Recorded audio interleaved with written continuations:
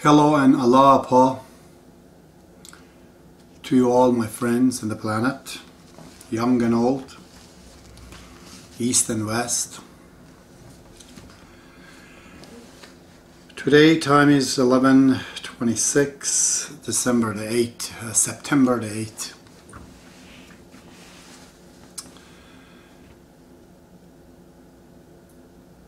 I was always wondering, how am I going to make these videos? So all of a sudden the business went down this year a little bit and created the time that we needed it. So there you go. Everything that's not seemingly good, if you turn it around, it can turn positive, isn't it?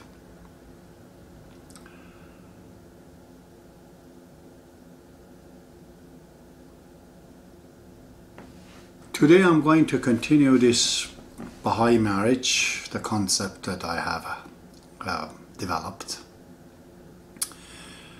And today I'm going to speak about the sex between the couples in sex and marriage. It's something very huge, very huge. One of the biggest things that man has to learn and understand. Sex, in my opinion, is the biggest underlying factor, the most important. There's nothing more important than that. The biggest and the most important underlying factor in the human development. We may not find the beginning of the time and life and beginning of the matter, but I can surely tell you, the beginning of the human development, when a human becomes mature as a human, that is when the sex kicks in. Just remember, just look and consider a child and adult. The only difference they have, adults, they know sex, children, they don't. You deduct out of this the world of a child minus the world of an adult. Everything else then we do, from going to a space, inventing the car, understanding religion, God, all of that comes when the factor of the sex is added. It is the foundations of all the changes in human life. Like those essential colors of yellow and blue and red. When you have them, you have a full color. Sex is like that. When that adds to the human life, all of a sudden you get a full color picture of humanity. So, based on this little definition that I've said before, to control sex and use its power, one can do a lot of positive things in the life. Very many positive things. In Quran there is the story of two angels, I think Harut and Marut, and they say to God that why is this man so important that all the angels have to bow down in front of him? They say to God, we prostrate and praise you every minute, every day, that man doesn't do as much, and you still prefer him over us. God says, you don't know what's going on. They said, no, if we were man, we would do exactly the same thing, just like we are right now in heaven. God sends them to earth in a form of a man. They, I guess, land down in a river, and there they saw a naked woman, and they were just going there. God said, stop it. Took them right back. Told them, you see, what I've given to man, it's very, very hard for him to be coming towards God and towards the truth because of this huge power of sex that I've put in him. Then I guess the angels, they knew what's going on. So it's a story in Quran.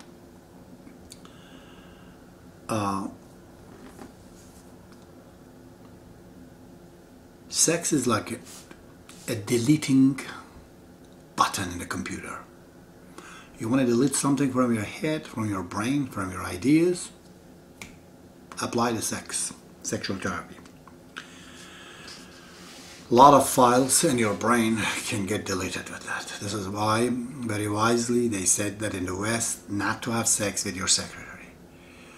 Because the moment you have sex with your secretary, she becomes your wife. Then she knows you from the front, would not accept anything you say. She's not going to bring you the coffee, she's not going to follow the order. That's an amazing thing.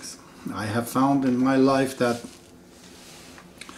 those who are bad religions, fundamentalists, Muslims I've seen anyways, and I know of the other religions, they ended up somehow rather coming in contact with sex in the West.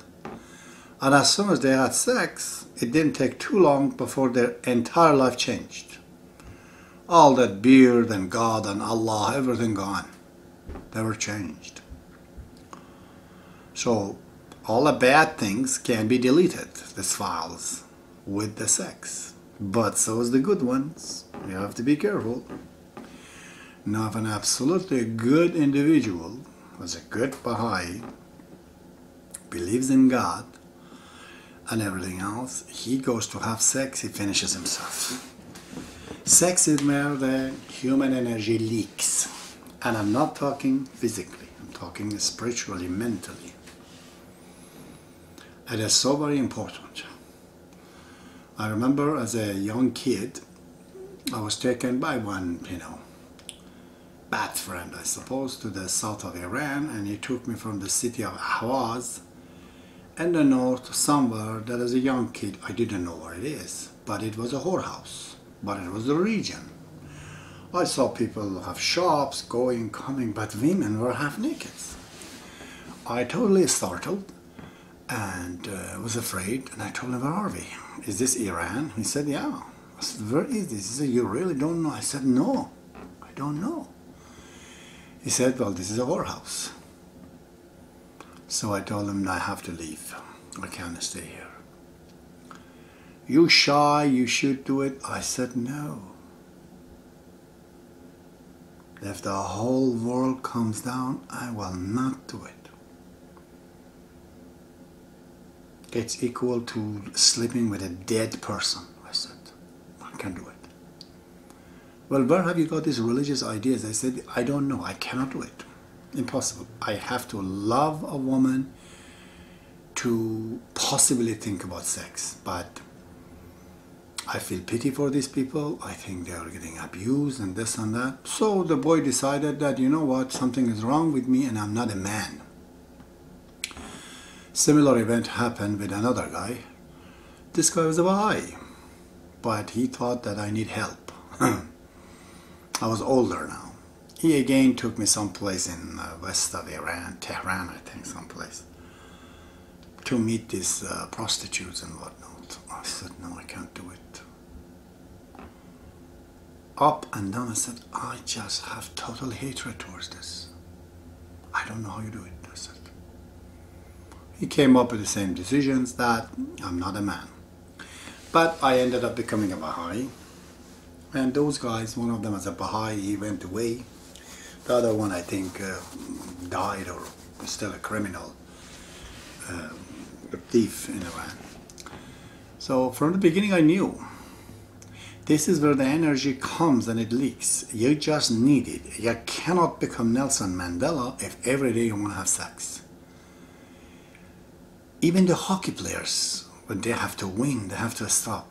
So this is where the control comes. Do you want to get something? When the energy comes, you have to change it. You see? You have heard of the energies, potential and kinetics and light energies and how they get transferred to each other. And then the potential energy, if it starts to move, creates kinetic energy and it goes very fast. The friction creates heat and so on. Sex is like that. It's an energy that you have to be able to transfer it, to use it for something else. It's a drive, it's a driving power. Like if you want to have sex, and if you don't have it, then you fight with yourself, saying, no, I cannot have sex with a person that I shouldn't have sex. It's just like food. Do you go eat the neighbor's food? Do you take the food from the floor? Do you eat the food that's outside written? So the same way, you can't have sex with somebody you don't know. That's just as bad. But people don't see it that way. They go there and create a leak in their characters. Once they have sex with so many girls or boys before marriage, they're not good for marriage anymore. They still become Baha'i, they still become spiritual, but they lose the ability to stand faithful in marriage. And without faithfulness in marriage, your marriage is dead. You just don't have the capacity because you want more than one. You see, you're going to have to go and find another religion for yourself. Baha'i faith doesn't allow it because it's not just, it's not real. So, if this does not get properly done in the relationship of the marriage, the entire foundation of the marriage will fall apart. Well, sexual attraction, in my opinion, is in the color of the person's skins. It's in the shape of the body. It is in the face of the person, and it's of course in gender. The color of the skin between the two people is the representative of a lot of genetic changes. Sometimes marriages between the people, after some sexual attraction will die. They've talked to me about it. I've said to people that it seems your sexual affinity, your genetic affinity are very similar. You have a lot of genetic affinity. Why your sister, you can't have sex with your sister, is because you and her are having virtually same type of genes. You can attract each other, you repel. Even a crazy man wants to do it, after a few times, feel really awful, can't do it. It happens even sometimes you marry a person, and this happens, she may not be coming from the same womb as your same mother, same father. But the genetic affinity is so close that speaking in a higher level of scientific way, those two are brother and sisters. It's gonna have it. So in future, they would look at this in a very deeper and more meaningful scientifically, that to see that the couples have completely different genetic background, that they attract each other. Because if they're the same does not attract, it repels. Those marriages becomes dull, you see. All right, let's go to this note. A lot of people, they think that, oh, sexual desire is a weakness, it's satanic. It's not at all like that. God has created the sexual organ in man and woman to enjoy. In our case, a lot of it is psychological. It's not just for reproductions. We're not animal. Our, mental capacity is different. What is weakness, in my opinion, is the smoking, is drinking, is adding something to your body, conditioning your body to be along with something that hurts it. Sex doesn't hurt you, food doesn't hurt you, sleeping doesn't hurt you, using the bathroom doesn't hurt you. But my God, smoking does, drinking does, or anything else that's bad for you, including a lot of other foods that you clearly know that you're getting too fat like me, but still you're eating. That's what's wrong right there. So, it's a cliche, but you can say that the women attraction, sexual attraction, is metaphysical. It's not just the body of the man, it's the software of the man, characters, kindness, knowledge, charisma. Those are what they attracts them. They are more spiritual women than men in that way. In the case of men, it is characters in the beginning, but mostly men are very objective at the issue, and they just want sex, direct sex. So it's very important, because it is so sensitive issue, that husband and wife, they should never find a weak point in each other's sexual ability, disability, shortcoming and whatnot. Never put your finger on that. Never insult your spouse on that. Never point at that weak point. Deal with it in the most respectful way. If you don't, you hurt the person so badly. You are really then cruel to each other when you do that. Any ways that the couple that they know and they should, they have to educate themselves. We are going to a different era. Okay. They have to educate themselves to satisfy sexually themselves. It's an art. Before, you know, in the countries, most of the world, nobody knew what orgasm is. Women did not need to be satisfied. Now they know it. Because we're no longer a kid. We're adult now. We're understanding sex more and more. But most of us do not know how to do it. It is like potty training for the kids. That we have that finally all the valves and everything works and the person knows how to use the bathroom. The same way, the sexual things has to be trained. If we don't get training, we're like an adult, but when it comes to sex, we're ashamed about it, or shy. We got a lot of problem with it otherwise. The training in this issue and the matter of reactions to it, the very actions of it, and all of that has to be thought. Otherwise it creates problem with characters.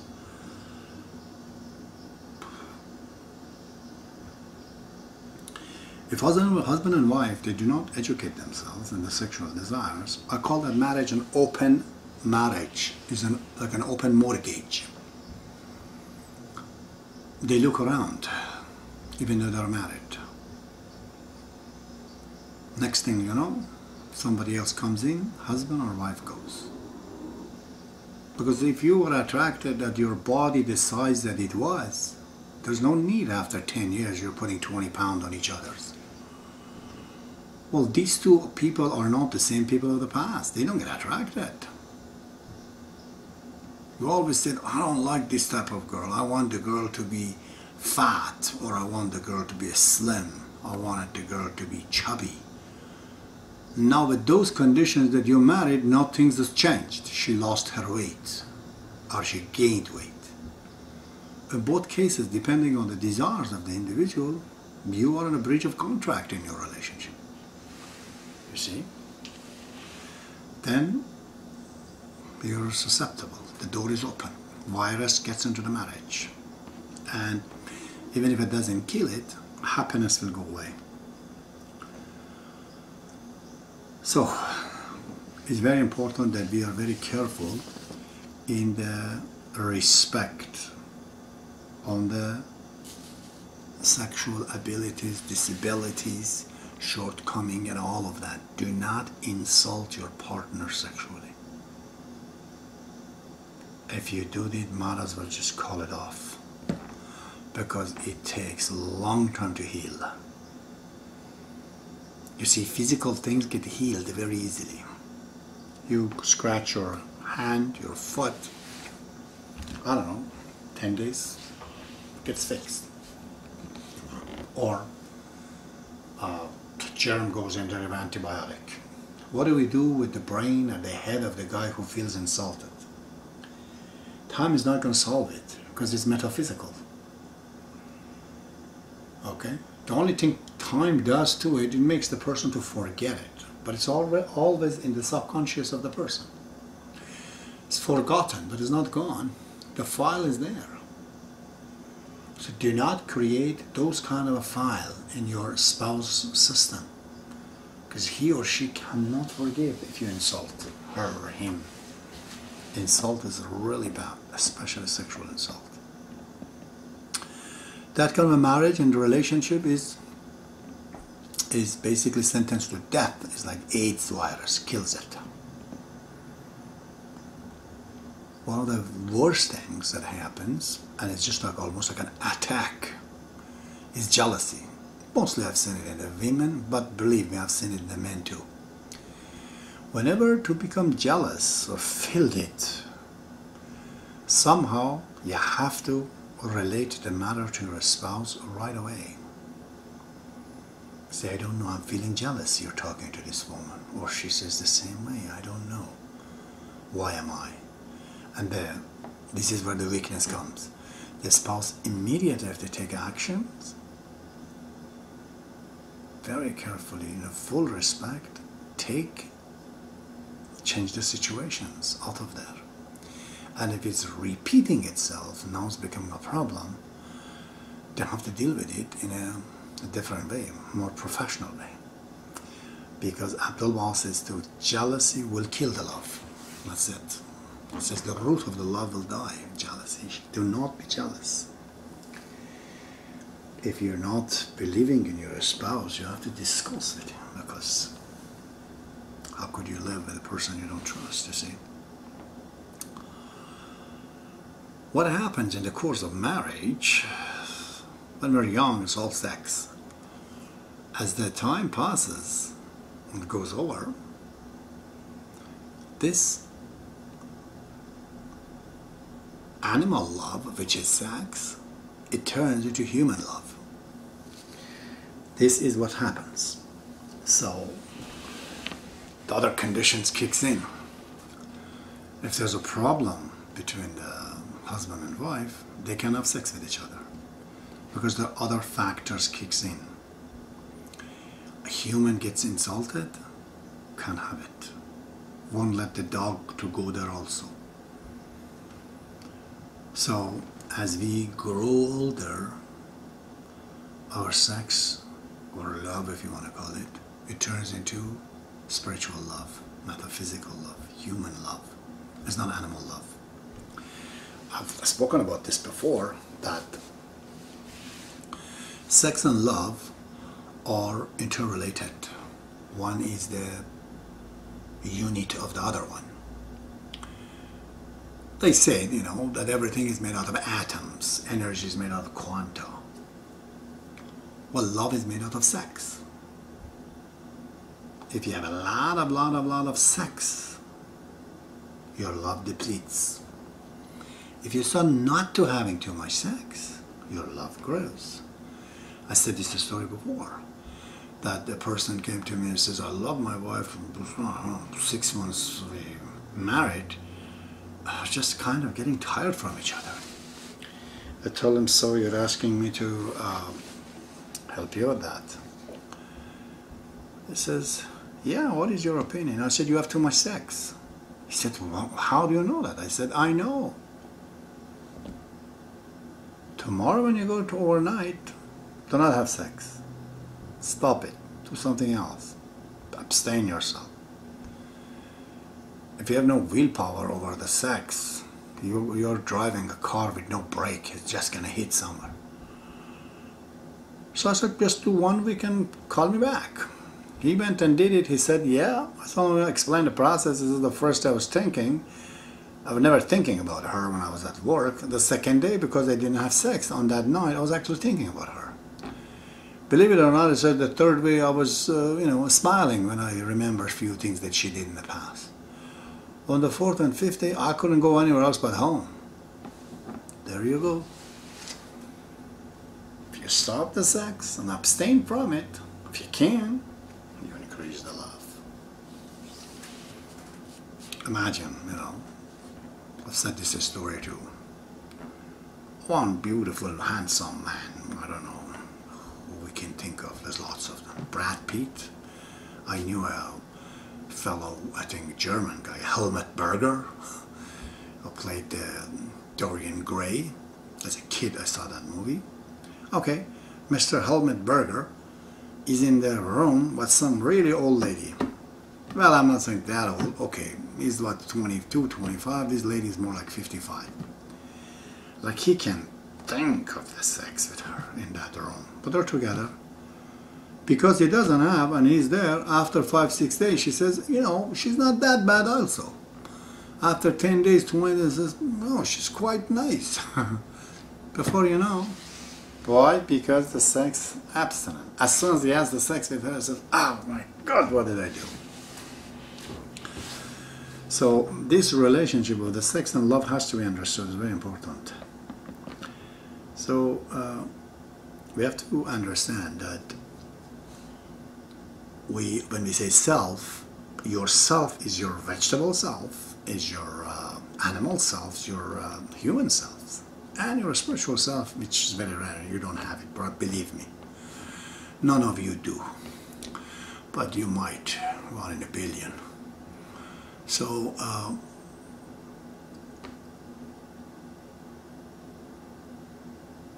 this self of you is animal self when he's in love. You think is the human.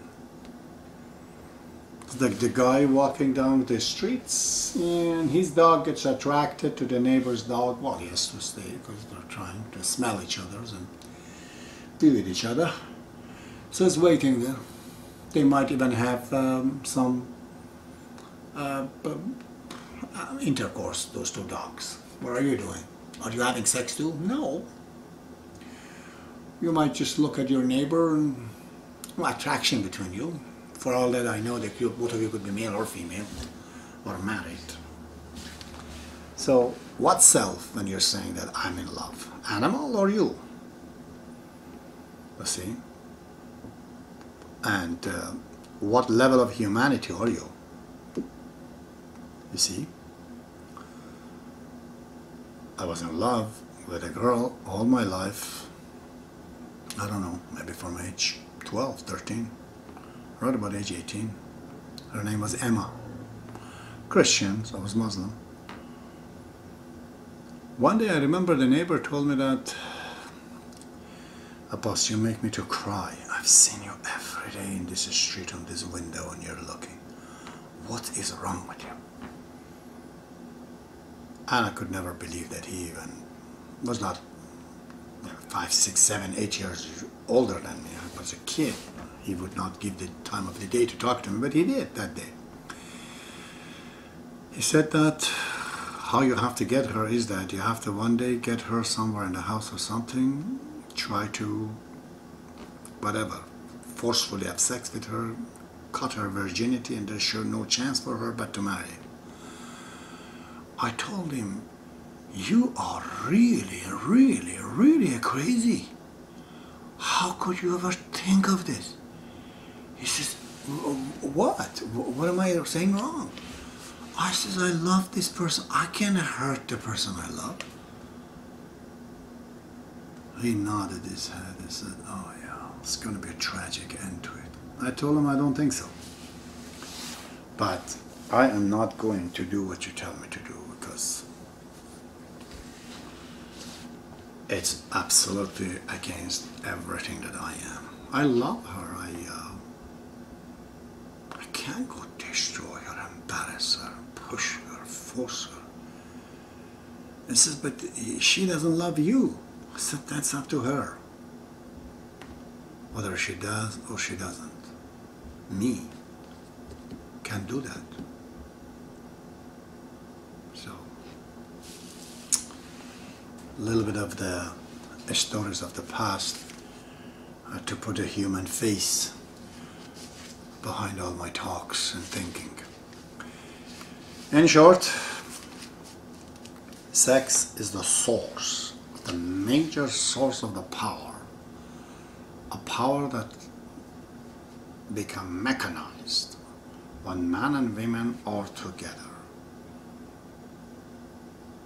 To control the sex is not to have sex. No.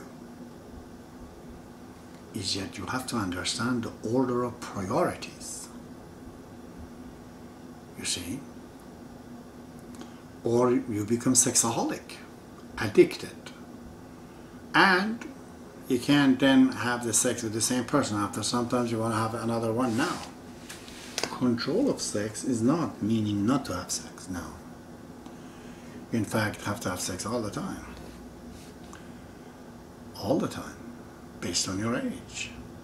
But do you understand the order of priority? Where is this set and placed? in the sexual therapy I've given to the people that I told them that you are living with a relationship that you have with your wife, not your wife. As soon as you touch her, you two create a different being in the center. You can call it a child, for example. But it's not a child because it's not born yet. But you have all the potential there. That relationship is your child. So where she is and where you are, that relationship is there. Now all of a sudden, she's living from this country to another country. All of a sudden, a different relation is there. So if your relationship is dull, it's because you two have to change, have to add other coordinates to it. I clearly said to somebody, have you ever had sex with your wife in car? She said, no. I said, go have one. I said, my God. I said, yes, she is different in different clothes, in different place, different environment, different weather, different country. Because every circumstances and situation creates a different relations. If she's blue and you're yellow, the relationship is green, speaking of the matter of a color. So once you add few other coordinate to her, she's in close relationship with her mom and dad. Her character changes. The relationship you have with her triggers you. So it is not so much that you have to change the partner for having better sex, as the people in the West they think. No. The coordinate to the sex, to the object in front of you makes you to have this relationship. If she is changed and does few other things, she gets transferred mentally, spiritually into something else. So as you were together, all of a sudden another baby is in the middle. Another relationship. Then it is not becoming boring, if it is boring. One of the complaints to you is this. But apathy and not thinking about the relationship, it's the worst thing that you could do to yourself. Not understanding. There are things that you have to do.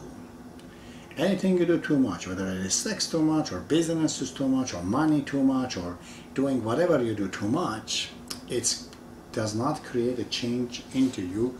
Therefore, your partner is bound to become hurt the partner.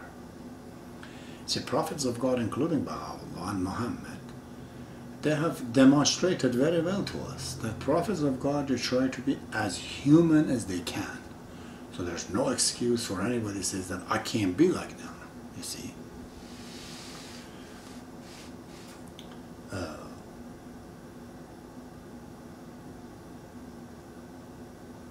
Well, I spoke about this sexuality as a part of the marriage because it is the most important things. This is something that you do all the time. It's like you're eating, sleeping. You never stop sleeping or eating. You cannot stop having sex. Therefore, it's not something that you take it casual or unimportant and it's just whatever comes. No. Always study the degree of happiness of your partner all the time to see how you do make the other person happy. And remember, get rid of this stubbornness and jealousy and rudeness. This insult is very, very bad. If anybody in the world can insult language, husband and wife should not. If you did it, go deeply apologize for it. Because immediately when you throw the insult at her, bang, comes back right on your face. It's a bad example, but it's like pissing on the stone. What happens? It splashes to your face. Do not do it. And don't belittle your partner at all. These are the spiritual lessons. Get rid of it. Thank you very much. See you.